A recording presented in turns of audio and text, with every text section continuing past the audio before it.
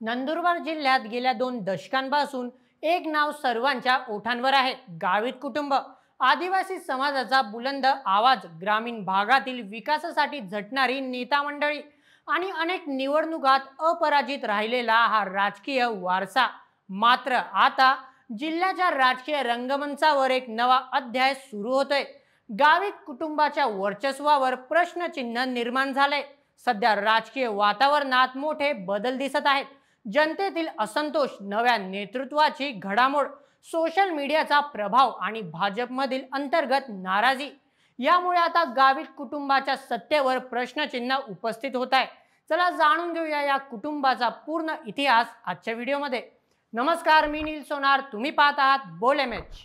नंदुरबार जिल्ह्याच्या राजकारणाचा विचार केला तर एक नाव सहजपणे पुढे येतं, गावित कुटुंब. आदिवासी समाजाचा आधारस्तंभ, दीर्घ काळापासून सत्तेवरची मजबूत पकड आणि निवडणुकांमध्ये सातत्याने मिळवलेलं यश यामुळे हे कुटुंब नंदुरबारच्या राजकारणात बिनतोड वर्चस्व गाजवत आलं आहे. सर्वप्रथम विजयकुमार गावित हे कुटुंबाचे प्रमुख चेहरा बनले. नंदुरबार विधानसभा मतदारसंघाचे 6 वेळा निवडून आलेले आमदार, ज्यात त्यांनी आदिवासी समाजासाठी आरोग्य, शिक्षण, रोजगार आणि पाणी पुरवठा यासारखी सुविधा वाढवली. ते सध्या नंदुरबार विधानसभेचे आमदार आहेत. स्केड्यूल ट्राइब म्हणजेच एसटी मतदारसंघात गावित कुटुंबाने गेल्या 20 वर्षाहून अधिक काळ सत्ता राखली आहे. त्यांनी रस्ते, पाणी पुरवठा, ग्रामीण आरोग्य सेवा, वसतिगृह आणि शिक्षण वृद्धी यांसारखी विकास कामे केली, ज्यामुळे त्यांचा आदिवासी समाजात प्रभाव वाढला. आता जाणूया हिना गावित आणि सुप्रिया गावित यांच्याबद्दल.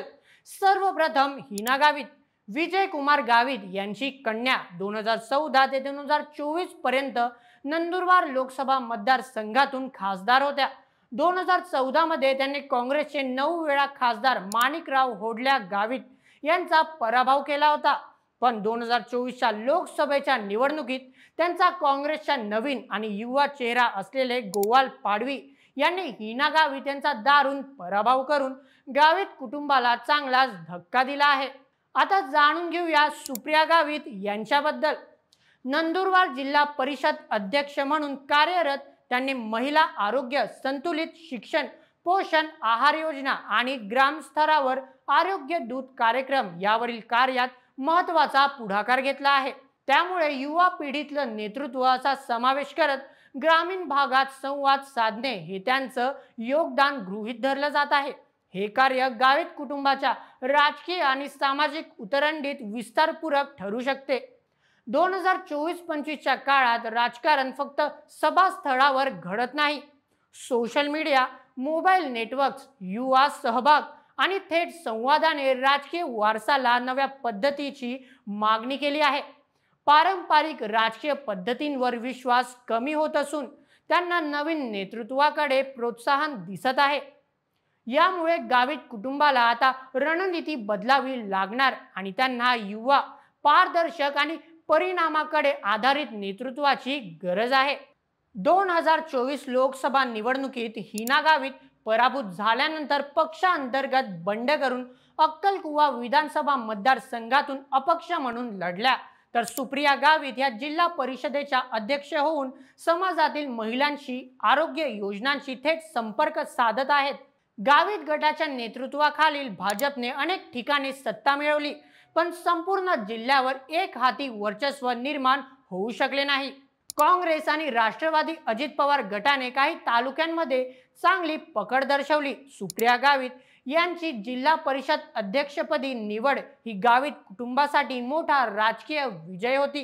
त्यांनी महिलांशी थेट संवाद, आरोग्य शिबिर आणि शिक्षण योजनेत कार्यक्षमतेचं दर्शन घडवलं. शहादा, अक्कलकुवा, नवापूर सारख्या तालुक्यांमध्ये गावित समर्थक उमेदवार विजयी झाले, पण काही भागात स्वतंत्र उमेदवार आणि स्थानिक नवख्या नेत्यांनी गावित गटाच्या उमेदवारांना हरवलं. गावित कुटुंबाचं स्थानिक नेटवर्क अजूनही मजबूत आहे, पण जागोजागी स्पर्धा वाढली आहे. परंपरागत सत्ता रचना असलेल्या गावांमध्ये आता बदल हवा आहे असं स्पष्टपणे उमटतंय. ही सूचनाच आहे की स्थानिक स्वराज्य संस्थांच्या निवडणुकीत गावित गटासाठी लढाई अधिक कडवी असेल. गावित कुटुंबाने नंदुरबार जिल्ह्याच्या राजकीय, सामाजिक आणि शैक्षणिक क्षेत्रात मोठं योगदान दिलं आहे।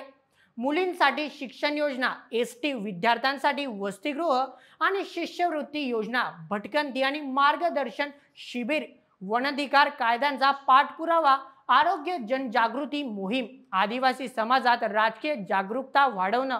त्यामुळे आजही आदिवासी समाजात त्यांची हिरो इमेज टिकून आहे। पण आज ती प्रतिमा काळाच्या आणि नव्या पिढीच्या कसोटीवर आहे। त्यांचं अजूनही मजबूत नेटवर्क आहे, कार्यकर्त्यांची फळी आहे आणि जनतेत थेट संपर्क करण्याची हातोडी आहे। पण या सगळ्या बाबींचा फायदा होण्यासाठी रणनीतीत बदल आवश्यक आहे। येणाऱ्या निवडणुका हे केवळ राजकीय सत्तेचंच नव्हे, तर गावित घराण्याच्या पिढ्यानपिढ्याच्या वर्चस्वाचं मूल्यांकन ठरणार आहे। नंदुरबार शहरात गेल्या काही वर्षांपासून एक नवीन राजकीय समीकरण तयार होत आहे। गावित कुटुंब विरुद्ध रघुवंशी। नंदुरबार जिल्ह्यातील शिवसेना शिंदे गटाचा प्रबळ चेहरा म्हणजे आमदार चंद्रकांत रघुवंशी। त्यांनी अनेक वर्ष नंदुरबार शहरातील नगरपालिका निवडणुका, समाजकार्य, व्यापारी संघटना यामधून आपलं बळ निर्माण केलं आहे। 2024च्या लोकसभा निवडणुकीनंतर गावित कुटुंबात फूट पडली आणि हिना गावित यांनी बंडखोरी करून अपक्ष उमेदवारी जाहीर केली। तेव्हापासून नंदुरबार शहरात गावित विरुद्ध रघुवंशी संघर्ष अधिक तीव्र झाला आहे। भाजपमध्ये नेतृत्वावरून संघर्ष सुरू असून चंद्रकांत रघुवंशी गटाला स्थानिक व्यापारी, मारवाडी समाज आणि ओबीसी गटांचा पाठिंबा आहे आणि आता चंद्रकांत रघुवंशी याचे सुपुत्र व शिवसेना जिल्हाध्यक्ष राम रघुवंशी यांनी आता गावित कुटुंबासमोर विविध मार्गाने थेट आवाहन द्यायला सुरुवात केली आहे। गावित कुटुंबाच्या वर्चस्वावर आता काळ्या ढगांनी घेरले आहे। इंडियन एक्सप्रेसच्या अहवालानुसार नंदुरबार जिल्ह्यातील जवळपास 70% लोकसंख्या आदिवासी असूनही येथील प्रति व्यक्ती उत्पन्न हे महाराष्ट्राच्या सरासरीच्या 10 पटीने कमी आहे।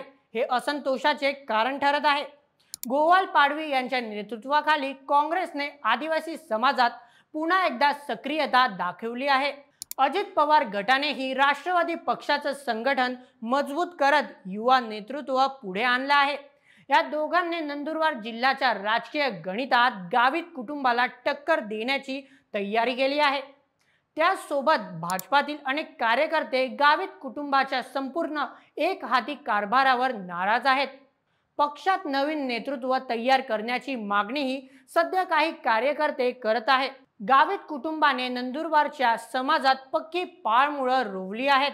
विजय कुमार गावित हे गावागावात संपर्क साधणारे नेते आहेत, जे त्यांचे बलस्थान आहे। पण 2024 नंतरचे राजकारण सोशल मीडियावर अवलंबून आहे, जिथे गावित कुटुंबाची उपस्थिती कमी आहे। तरुण मतदारांना आकर्षित करण्यासाठी प्रचार, पारदर्शकता आणि नवीन नेतृत्वाची गरज आहे। जर त्यांनी हे बदल न केले तर लोक पर्याय शोधतील। 2024च्या निवडणुकीत 68.99% मतदान झाले, जे मतदारांची सक्रियता दर्शवते। सत्ता ही क्षणभंगूर असते आणि लोकशाहीत जनतेचा विश्वास हेच खरं वर्चस्व असतं। गावित कुटुंबाने नंदुरबारच्या राजकारणात 4 दशके सत्ता, सेवा आणि सामाजिक बांधिलकीचं उदाहरण घालून दिलं। पण आजचा काळ वेगळा आहे। इथे इतिहास पुरेसा नाही, तर भविष्य घडण्याची तयारी लागते।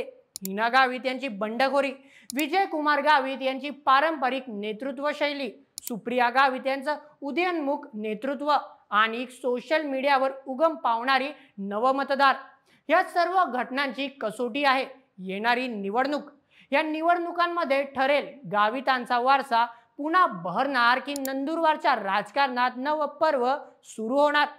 पण एक मात्र खरंच असते, लोकशाहीत काहीही निश्चित नसतं आणि हेच तिचं खरं सौंदर्य आहे। बाकी तुमचं काय मत या पूर्ण व्हिडिओवर? तुमचे मत आम्हाला कमेंटमध्ये सांगायला विसरू नका आणि अशाच व्हिडिओसाठी सबस्क्राईब करा बोल एमएच आपल्या यूट्यूब चॅनलला।